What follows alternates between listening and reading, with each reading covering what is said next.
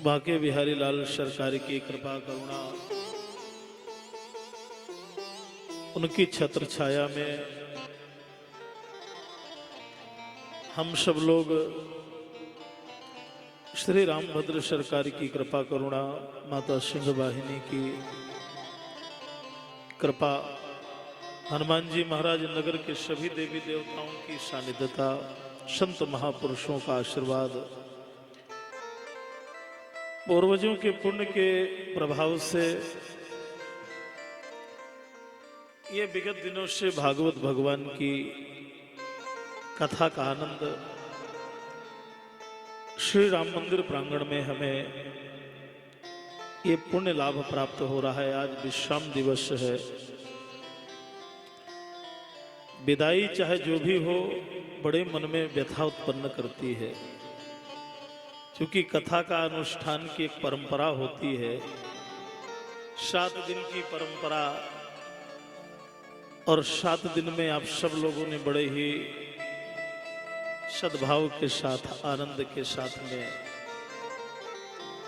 हमारी मातृशक्तियां, पुरुष भाई, यह तत्व सर्वत्र से पधारे हुए हमारे भक्तगण,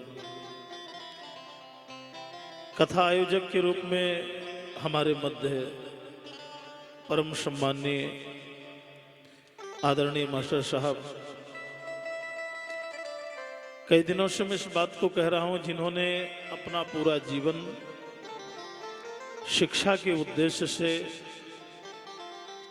समाज में अनेक लोगों को उच्च शिखर पर शिक्षा के प्रभाव से वो पहुंचे।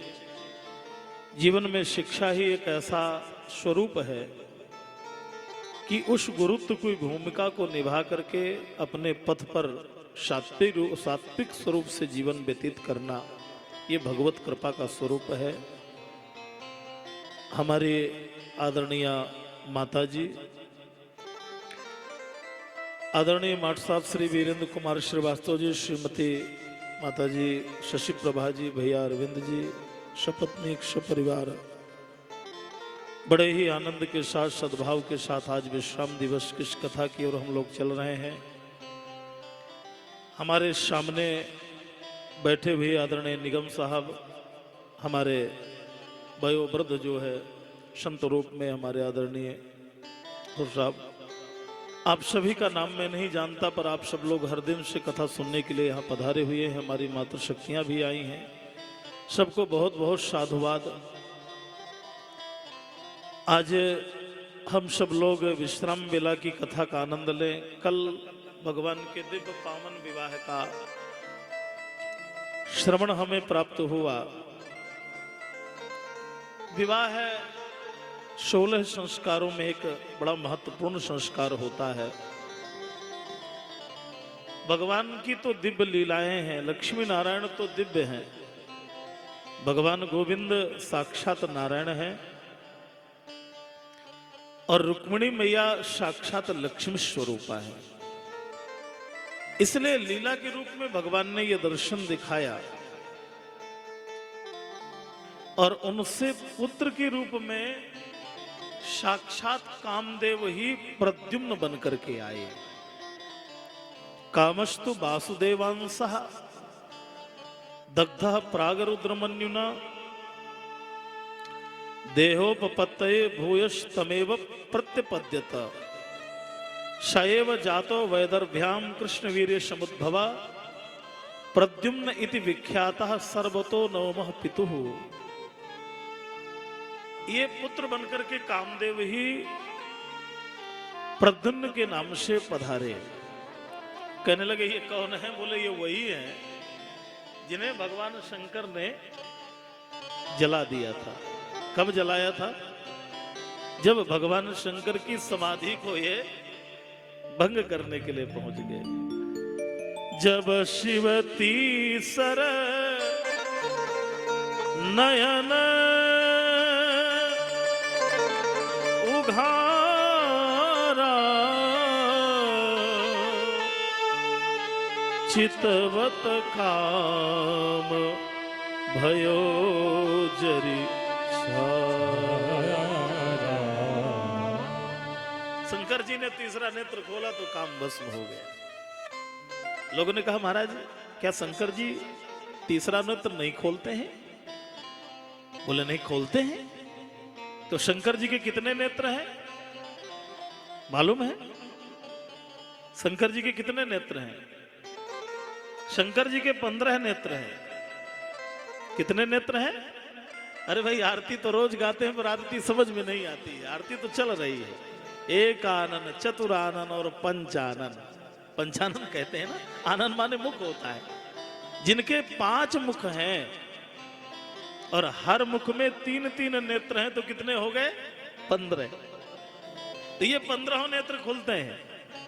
तीसरा नेत्र काम के लिए खुले तो काम भस्म हो जाए, और तीसरा 15 नेत्र श्री राम जी के लिए खुल पड़े।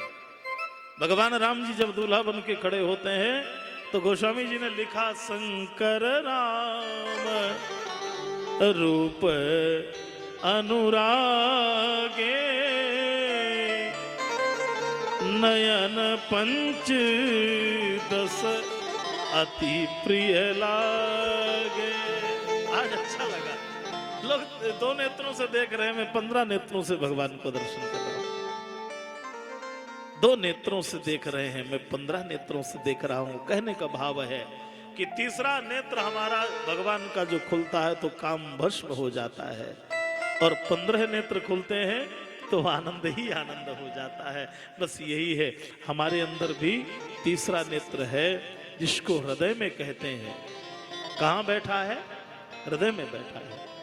हमारी बूढ़ी बूढ़ी माताएं कह देती हैं बाहर की फूट गई पर क्या अंदर वाली भी फूट गई। इसका मतलब है कि अंदर भी नेत्र है, और वो ज्ञान के नेत्र हैं, और वो ज्ञान नेत्रों से ही ईश्वर का साक्षात्कार होता है। गोस्वामी जी ने बालकांड में इस बात का समर्थन कर दिया।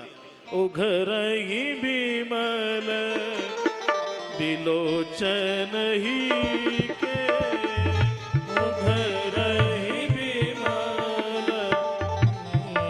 जन ही के, उघरहि बिमल बिलोचन ही के, उघरहि बिमल बिलोचन ही के, मिटहि दोष दुख भव रजनी के, मिटहि दुख भव रजनी के, मिटहि दोष दुख भव रजनी के, मिटहि दोष दुख भव रजनी के, सूझहि राम चरित मनि मानिक,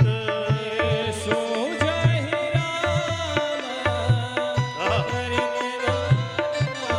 मानिक, गुप्त प्रगट जहाँ जो नहीं खानिक, गुप्त प्रगट।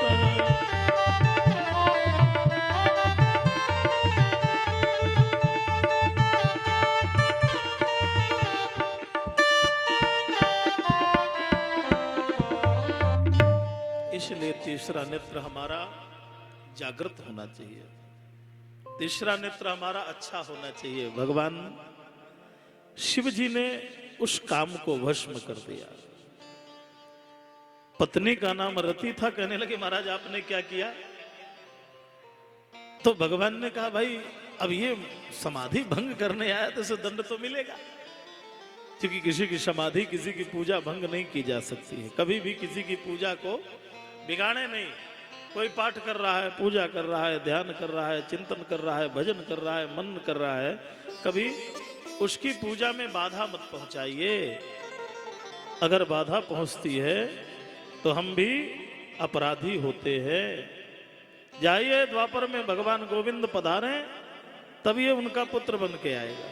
द्वापर तक प्रतीक्षा करो जा करके। तो ये वही रति देवी जो है कामदेव की पत्नी, हाँ हाँ हाँ, सुंदर जो है प्रतीक्षा करने लगी। प्रद्युम्नैत विख्यातः सर्वतो नवमः पितुः तम शंबरः कामरूपी हत्वा लोकमनिर्दिष्टम्। भगवान के पुत्र के रूप में जैसे ही प्रद्युम्न आए, शंबरासुर जानता था ये मेरी मृत्यु है, तो प्रसूतिका ग्रह से चुरा करके उन्हें ले गया और समुद्र में जाके फेंक दिया। मछली ने निकल लिया। अब कुछ दिन मछली के पेट में रहे मत्स्यजीवी ने देखा कि जैसे ही मछली का उदर विदीर्ण हुआ तो उसके स्वरूप से एक सुंदर राजकुमार प्रकट हुआ। कहने लगे अरे ये सुंदर राजकुमार कैसे है? अब लेकर के फिर राजा को भेंट कर दिया। महाराज इतना सुंदर बालक, अब क्या मालूम कि मेरी ही मृत्यु है जो लौट के फिर वापस आ गई। बस यही जीवन का उद्देश्य है, आप ना आवे ताहि पे। ये मृत्यु जो है जीव के पीछे चलती है, जिसका जहां विधान है उसे पहुंचना ही पड़ेगा। उन्हीं शंबरासुर का उद्धार महाराज प्रद्युम्न जी ने किया। प्रद्युम्न जी ने उद्धार किया। द्वितीय विवाह है भगवान का महाराज जामवंत जी की कन्या जाम्बवती जी के साथ में हुआ। द्वितीय विवाह है। हा, बड़ी सुंदर कथा सुनाई। आशीत सत्राजित सूर्यो भक्तस्य परम सखा प्रीतस्तस्मै मणिं प्रादात् सूर्यस्तुष्टस्य मन्तकम्। बड़ी सुंदर कथा का स्मरण कराया उन्होंने। एक सत्राजित नाम के राजा थे जिन्होंने भगवान सूर्य का आराधन किया तो सूर्य मणि मिल गई, सेमंतक मणि। सूर्य भगवान की आराधना से मणि मिल गई। और मणि का प्रभाव क्या था? मणि 8 भार सोना को प्रकट कर देती थी।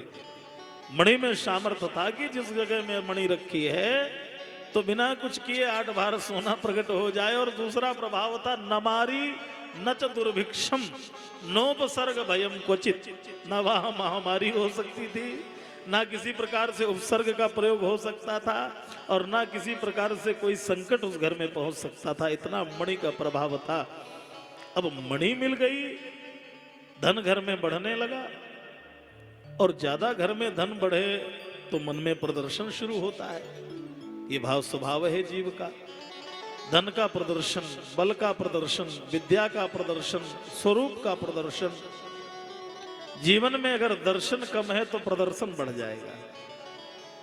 इसलिए भगवान के पास कभी अपने को ये कह के मत जाइए कि मैं बहुत बड़ा धनवान हूं। अरे किसने धनवान बनाया? उस परमात्मा ने ही तो बनाया है। जब 1000 हाथों से दे सकता है तो 1000 हाथों से ले भी सकता है। इसलिए याद रखिए, कभी उन्माद मत प्रकट करिए। आज मन में सोचने लगा कि मुझे लोग जाने भी कि मैं इतना धनवान हो गया।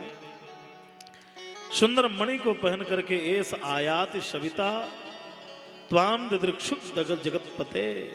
भगवान द्वारिकाधीश विराजमान थे तो वहां जाके पहुंच गया।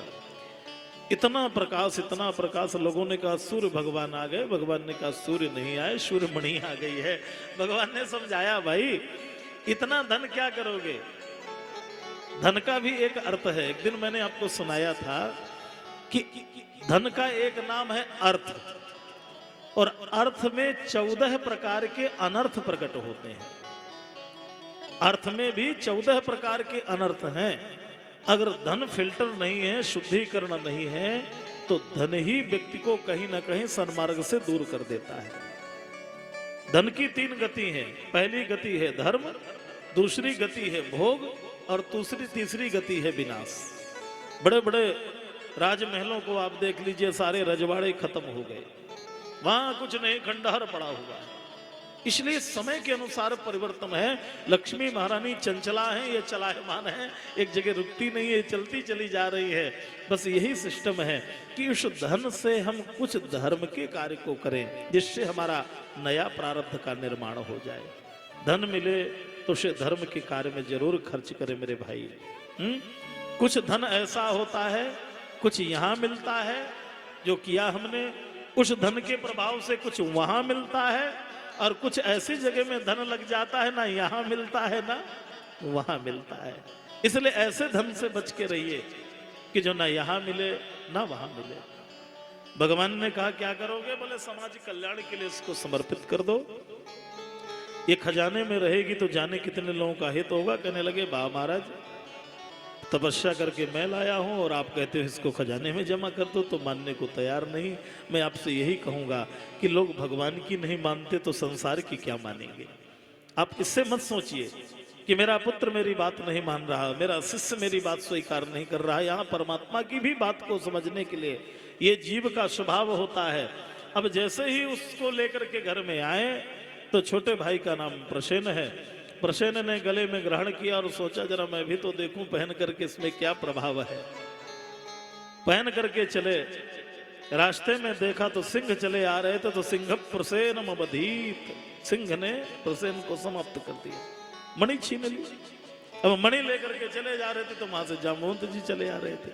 बोले इतनी सुंदर मणि ये सिंह क्या करेगा, तो सिंह को समाप्त कर दिया। मणि जामवंत जी के पास पहुंच गई और मणि को लेकर के कन्या को दे दिया जाम्बवती जी को। मणि कहीं पहुंच गई, चोरी भगवान को लग गई। ये कितना विचित्र संसार है। जिनके शरीर में अनंत मणियों का प्रकाश प्रकाशित होता हो, जिनके शरीर को स्वयं गोपाल चूड़ामणि, स्वयं अनंत मणियां जिनको प्रकाशित नहीं कर सकती हैं, वो परमात्मा को भी लोग चोरी लगाने में पीछे नहीं है। हरिवंश पुराण में कथा आई है कि अगर आपको मिथ्या कलंक लग जाए तो भगवान की मणि की चोरी लीला का स्मरण करना चाहिए। झूठा कलंक अगर लग जाए तो ये हरिवंश पुराण की कथा है। और भाद्रपद के शुक्ल पक्ष की चतुर्थी का चंद्र दर्शन जो है वो निषिद्ध होता है ज्योतिष के अनुसार। पंचांग में लिखा होता है कि आज का चंद्रमा मत देखिए, नहीं तो मिथ्या कलंक लग जाएगा। याद रखिए कौन सा दिन? भादों के शुक्ल पक्ष की चतुर्थी। उस दिन का चंद्र दर्शन नहीं करना चाहिए। पर ये आंखें बड़ी विचित्र है, अगर कह दिया जाए आज नहीं देखना है तो बिना देखे नहीं मानेंगे। ये बड़ी चंचल छलायमान है। अगर उस दिन कहीं ना कहीं आंखें अगर देख लें तो फिर ये भगवान की मणि चोरी की लीला का स्मरण करना चाहिए। गोस्वामी जी ने इस बात का समर्थन रामचरितमानस के सुंदर कांड में किया। रामचरितमानस के सुंदर कांड को उठा करके देखें तो गोस्वामी जी क्या कहते हैं? सो पर नारी लीलार गोसाई, सो पर नारी लीलार गोसाई, सो पर नारी लीलार गोसाई, सो पर नारी लीलार गोसाई, तजहु चौथ की चंद्र की नाई, तजहु चौथ की चंद्र की नाई, तजहु चौथ की चंद्र की नाई, चंद्र की नाई, चंद्र की नाई। इसलिए चतुर्थी का चंद्र दर्शन निषिद्ध होता है। आज भगवान ने सोचा ये चोरी कैसे हटे, अब मुझको ही चोरी लगा दी गई। तो भगवान ने कुछ द्वारिका वासियों को लेकर के भगवान चले अन्वेषण करते हुए। पद चिन्हों को देख करके जैसे ही गुफा के पास पहुंचे, भयानक अंधेला था। भगवान ने कहा बैठो। द्वारिका वासियों से कहा आप अंदर प्रवेश मत करो, मैं अंदर प्रवेश करता हूं। और भगवान श्री गोविंद जैसे ही द्वारिकाधीश प्रवेश किया, अंदर वो कन्या खिलौना खेल रही थी। जैसे ही कन्या के हाथ में देखा, बड़ी जोर से कन्या चिल्लाई। जामवंत जी आ गए। महाराज आप कौन है? बोले मेरा परिचय क्या करोगे, ये मणि मुझे हमारी है, चोरी हमें लगी तो मणि लेने आए हैं। तो जामवंत जी ने कहा भाई मणि तो ऐसे मिलेगी नहीं, मैं सिंह को मार के लाया हूं। अब एक ही उपाय है कि जो जीत जाए मणि उसकी। आप भी खड़े हो जाइए, मैं भी खड़ा हूं। 28 दिनों तक भगवान ने युद्ध किया। इतना भयंकर युद्ध हुआ। 28 दिनों तक, 27 दिनों तक तो वो पहचान भी नहीं पाए। और 28वें दिन सरकार ने जैसे ही प्रहार किया, भगवान का पीतांबर हटा और जैसे भृगुलता का चिन्ह दिखाई दिया, अरे ये मेरे राघव जी हैं, ये मेरे नारायण हैं। चरण पकड़ लिए प्रभु, क्षम्यताम क्षम्यताम क्षम्यताम, क्षमा करो। ये वही परमात्मा है, यस्से सुदुत कलित रोष कटाक्ष मोक्षैर वर्तमा दिशत क्षुभित नकृति मिंगलोब्धि सेतु कृत स्वयसे उज्ज्वलिता च लंका रक्षशिरांसी भूमि पेतुरुक्षुतानी।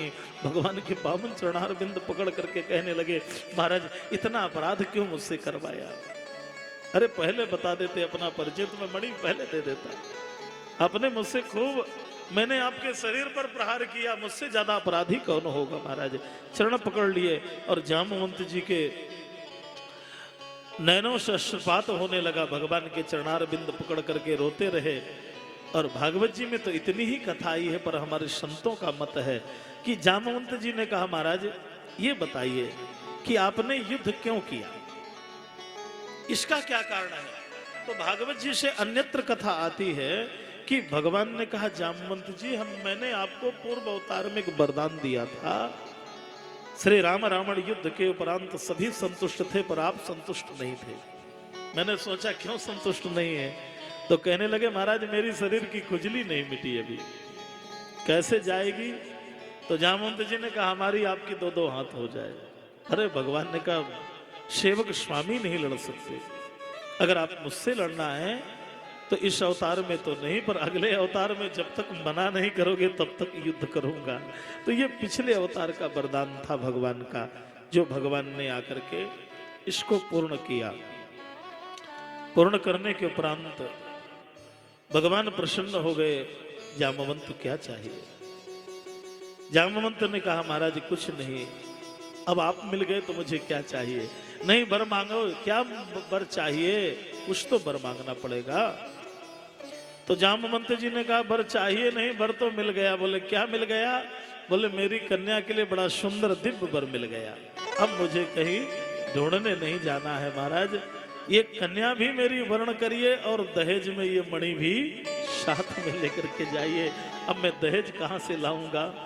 कन्या का दहेज बड़ा महत्वपूर्ण होता है, पर मांग करके लिया हुआ दहेज नहीं है, इच्छा का दहेज होना चाहिए।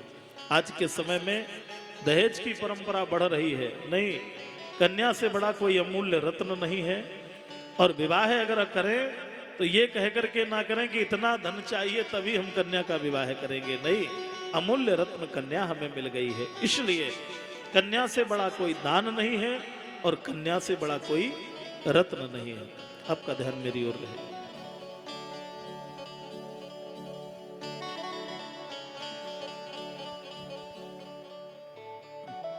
गोविंद मेरो है, गोपाल मेरो है, गोविंद मेरो है, गोपाल मेरो है। श्री राधे, श्री राधे। गोविंद मेरो है, गोपाल मेरो है, गोविंद मेरो है, गोपाल मेरो है। मेरो बाकी बिहारी नंदलाल मेरो है, मेरो बाके बिहारी नंदलाल मेरो है, मेरे बाके बिहारी नंदलाल मेरो है, मेरे बाके बिहारी नंदलाल मेरो है। गोविंद मेरो है, गोपाल मेरो है, गोविंद मेरो है, गोपाल मेरो है। मेरो रमण बिहारी गोपाल मेरो है, मेरो रमण बिहारी गोपाल मेरो है, रमण बिहारी नंदलाल मेरो है, मेरो रमण बिहारी नंदलाल मेरो है। गोविंद मेरो है, गोपाल मेरो है, गोविंद मेरो है, गोपाल मेरो है, गोविंद मेरो है, गोपाल मेरो